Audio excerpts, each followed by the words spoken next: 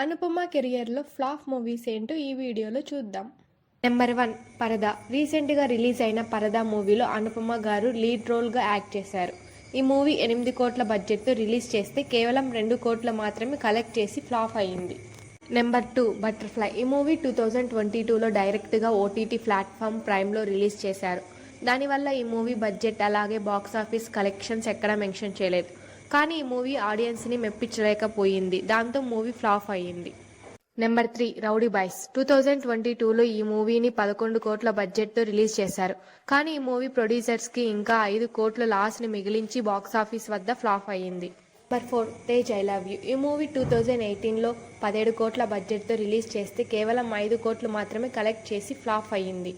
Number 5 Krishnarjuna యుద్ధం. ఈ movie 2018లో 30 కోట్ల బడ్జెట్తో రిలీజ్ చేశారు. కానీ వరల్డ్ వైడ్గా కేవలం 14 కోట్లు మాత్రమే కలెక్ట్ చేసింది. ఈ మూవీ స్టోరీ బాగానే ఉంటుంది కానీ సెకండ్ హాఫ్ లాగ్ ఉండటం వల్ల ఆడియన్స్కి అంతగా నచ్చలేదు. దాంతో ఈ మూవీ ఫ్లాప్ అయ్యింది. ఇంతకుముందు వీడియోలో అనుపమ గారి హిట్స్ గురించి వీడియో చేశాం. మిస్ అయింటే మన ఛానల్లో ఉంటుంది, వెళ్ళి చూసేయండి. Okay bye.